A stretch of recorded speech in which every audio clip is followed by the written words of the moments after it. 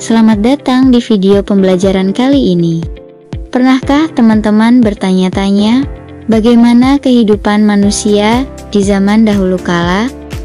Sebelum mengenal tulisan, teknologi, atau bahkan tempat tinggal tetap. Melihat bagaimana teori arkeologi dan peninggalan sejarah membagi masa-masa prasejarah menjadi beberapa zaman penting. Mari kita mulai perjalanan menarik ini dan temukan kisah di balik setiap zaman prasejarah. Pada video kali ini, kita akan membahas pembabakan zaman prasejarah atau praaksara berdasarkan teori arkeologi atau berdasarkan peninggalan sejarahnya. Thomson membagi zaman prasejarah di Indonesia ke dalam 3 zaman, yaitu zaman batu, zaman perunggu, dan zaman besi. Konsep ini disebut dengan Three Age System yang didasarkan atas penemuan peninggalan-peninggalan masa prasejarah. Sejarawan Indonesia R. Sukmono mengadaptasi teori tersebut, kemudian membagi zaman prasejarah Indonesia ke dalam 2 zaman, yaitu zaman batu dan zaman logam. Mari kita mulai dengan membahas zaman batu. Zaman batu dibagi ke dalam 4 zaman, yaitu Paleolitikum, Mesolitikum, Neolitikum, dan Megalitikum. Yang pertama yaitu zaman Paleolitikum. Zaman ini disebut dengan zaman batu tua yang berlangsung kala Pleistosen, yaitu selama 600.000 tahun. Pada zaman tersebut, manusia purba masih menggunakan alat-alat batu yang dibuat secara kasar dan sederhana. Zaman ini merupakan zaman di mana manusia purba hidup dengan berburu mengumpulkan makanan pada tingkat awal. Pada zaman ini, manusia hidup dalam kelompok kecil sekitar 10-15 orang untuk mencari makanan dengan cara berburu hewan dan mengumpulkan buah dan umbi-umbian. Manusia pada zaman Paleolitikum hidup secara nomaden atau berpindah-pindah, sehingga mereka belum memiliki tempat tinggal yang tetap. Mereka berlindung dari alam dan binatang buas dengan tinggal di dalam gua. Pada masa ini, manusia purba sudah mulai mengenal api. Mereka membuat api dengan cara menggosokkan 2 buah batu satu sama lain. Berdasarkan daerah penemuan peninggalan sejarahnya, hasil kebudayaan Paleolitikum dibagi menjadi 2, yaitu kebudayaan Pacitan dan kebudayaan Ngandong. Kebudayaan Pacitan ditemukan oleh seorang ahli paleontologi bernama von Koningswald pada tahun ke-1935. Hasil peninggalan kebudayaan yang ditemukan yaitu kapak genggam atau chopper yang diperkirakan merupakan hasil kebudayaan manusia jenis Meganthropus. Begitu juga dengan kapak perimbas yang diperkirakan merupakan hasil kebudayaan manusia Pithecanthropus.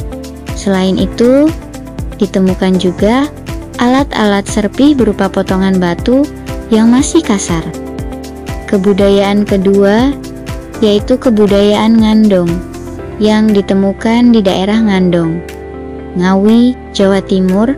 Peninggalan yang ditemukan yaitu peralatan yang terbuat dari tulang dan tanduk rusa serta flax, yaitu alat kecil yang terbuat dari batu.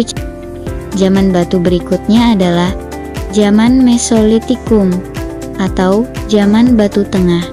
Zaman ini didominasi oleh bangsa Papua Melanozoik. Pada zaman ini manusia purba masih hidup dengan berburu dan mengumpulkan makanan. Mereka mulai hidup semi menetap di gua-gua. Jika sumber makanan mereka habis, mereka akan pindah dan menetap di gua lainnya.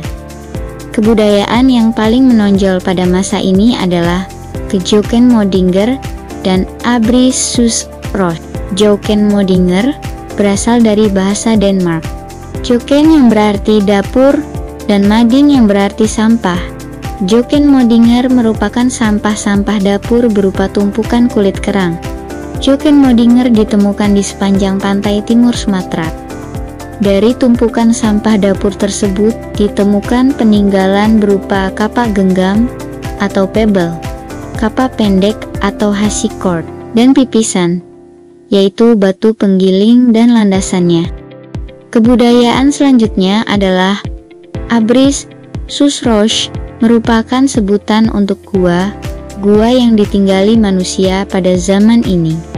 Dari dalam gua-gua tersebut ditemukan peralatan dari batu yang telah diasah, serta peralatan dari tulang dan tanduk. Peralatan ini banyak ditemukan di Gua Lawa Sampung, Ponorogo, Jawa Timur, sehingga disebut dengan Sampung Bone Culture. Hasil budaya lain yang menonjol pada zaman Mesolitikum yaitu lukisan gua, berupa cap tangan yang diyakini sebagai bagian dari ritual agama dan dianggap memiliki kekuatan magis.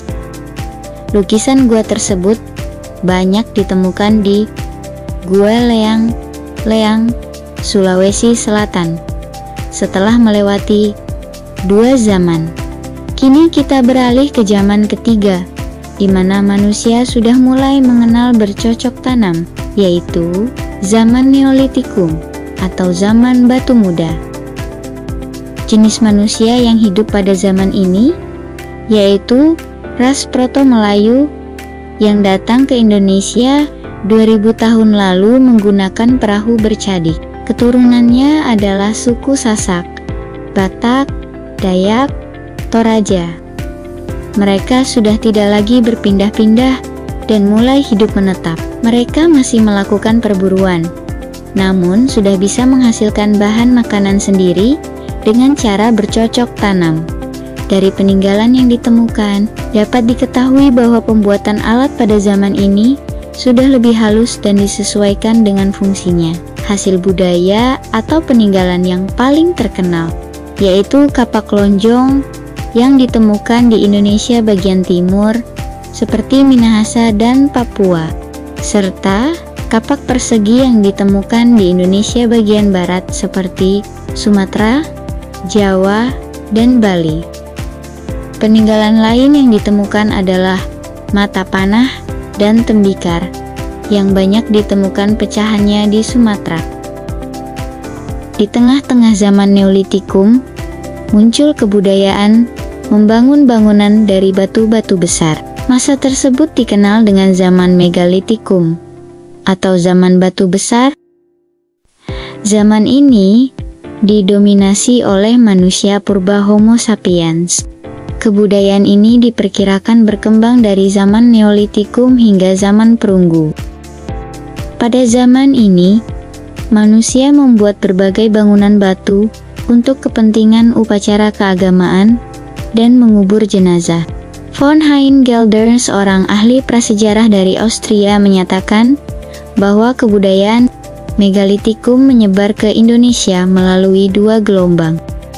Gelombang pertama, Megalitikum tua, berlangsung pada tahun 2500 sampai 1500 sebelum Masehi, menyebar ke Indonesia pada zaman Neolitikum. Bangunan peninggalan dari masa ini yaitu menhir, punden berundak, serta arca-arca statis.